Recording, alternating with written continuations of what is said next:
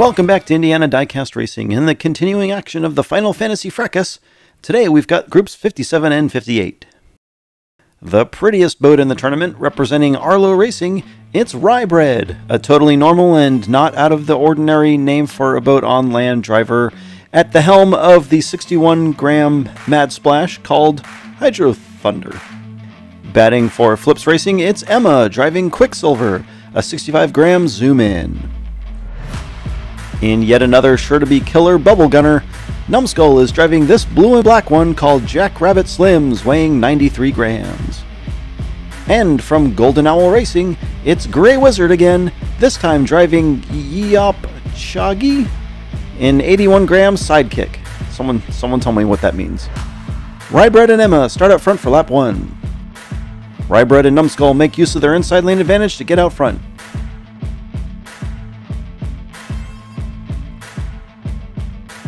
Numbskull challenges but can't make the pass. Emma catches Numbskull. They come to the final straight and dive for the line. Rye-Bread claims the win just ahead of Numbskull. Emma is third and Grey Wizard fourth.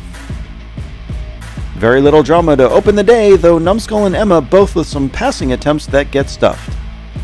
Number one in your hearts, Arlo Racing is also currently number one on the field as well. Numbskull assumes the pole to go head-to-head with Rye-Bread. Rye gets a quick initial jump but falls behind on the outside of turn 1. Numbskull well out front down the Coroplast and through Echo Base. Numbskull runs away with lap 2. Grey Wizard takes second with Rye-Bread just ahead of Emma for third. Numbskull with a heck of a run this time and a super tight finish for the field. And Numbskull overtakes Rye-Bread for the points lead, but this one ain't done yet. Numbskull still up front, but this time Grey Wizard is on the pole. Grey Wizard initially pulls ahead, but Numbskull challenges into 2.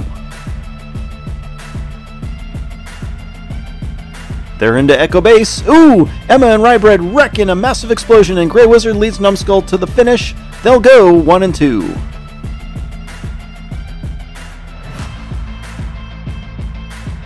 A much closer race here on lap 3, but that tight racing leads to Emma getting pinched out exiting Echo Base, and the resulting ricochet collects Rye-Bread as well. Numbskull maintains top position, while Rye-Bread now falls behind Grey Wizard as well. While Emma has been eliminated, she'll run lap 4 from the pole. After winning the opening lap, Rye-Bread now in danger of an early elimination as well. Emma leads for the first time today, followed by Grey Wizard, Numbskull, and Rye-Bread. Grey Wizard is wrecked. This may be Rye-Bread's chance.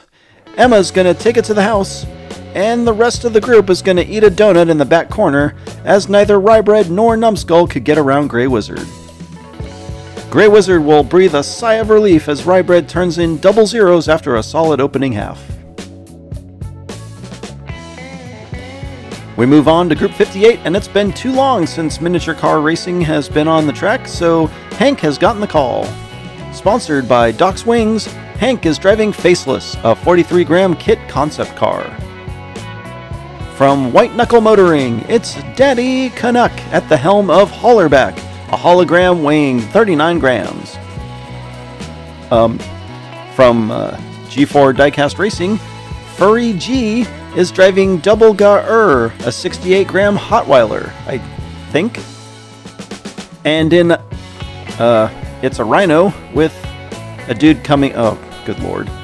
Rust Belt Diecast's latest and possibly most absurd entry is driven by the Ace Ventura himself. If you don't get the reference, just go watch Ace Ventura 2, please. Hank slow on the inside as Daddy Canuck and Ace Ventura quickly get ahead. Daddy Canuck accelerates quickly, but Ace Ventura closes the gap. Canuck spins, but Ace can't make the pass in the S's. Daddy Canuck gets some separation driving in reverse and takes the win. Ace Ventura is second. Oh, and here comes Furry G, who drift slides across the line like he's trying to parallel park in New York City. And it looks like Hank is stalled out in the square. I was worried that front end might not have enough clearance. Pretty sure I never thought I'd see a Rhino with a dude poking out the back end try to pass a Canadian truck driver, but Now we have. Daddy Canuck leads after 1. Furry G takes the pole for lap 2, hilariously blocking our view from the rest of the starting area. He and Ace pull ahead while Hank grinds through the first turn. I think that kit car may be a tad too wide as well. Furry G continues to lead, but Ace is all over him. Ventura dives inside again, and Furry G forced to throw a block, but to no avail as Ace Ventura makes the pass on the back straight and claims the win.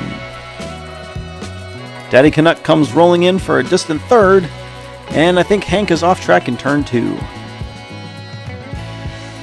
Just like on lap 1, Ace piles on the pressure and once again fails in the S's, but this time he never lets off the gas, eventually shoving Furry G out of the way.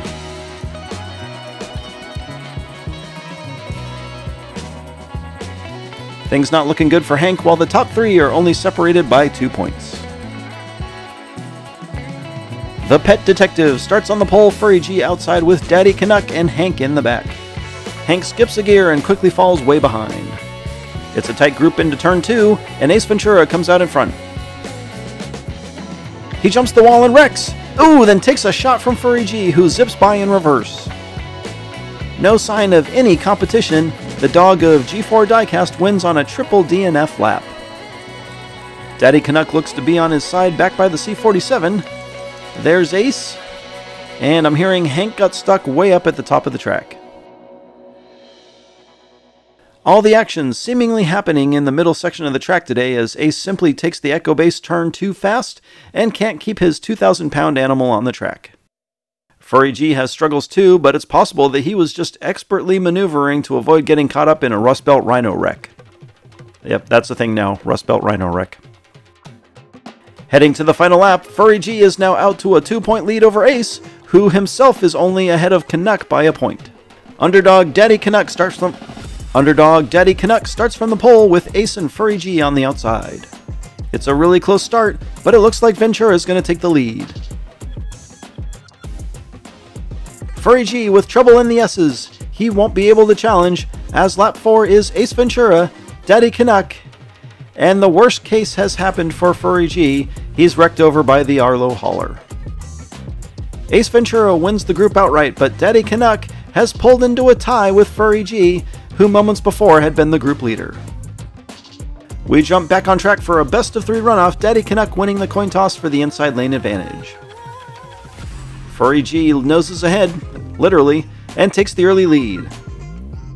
Furry G all over the place, but a timely hit from Canuck puts him back on course.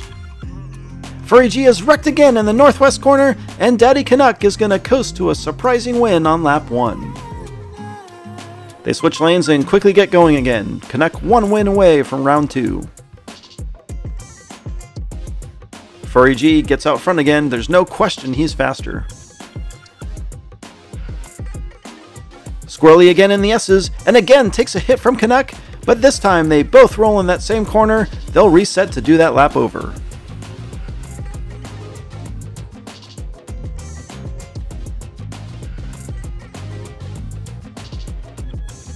Here they go. Furry G knows he's got to make it happen. No! He's rolled an Echo Base, and all Daddy Canuck has to do is reach the finish, and he completes a shocking come-from-behind upset over a heavier, faster, furrier opponent. That one's gonna sting for a while.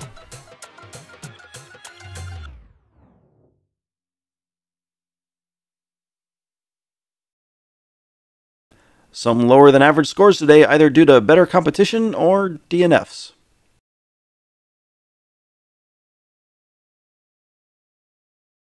Well done to Emma of Flips Racing, who earns a nomination to the Wildcard Hopefuls. Congratulations to Ace Ventura, Numbskull, Daddy Canuck, and Grey Wizard.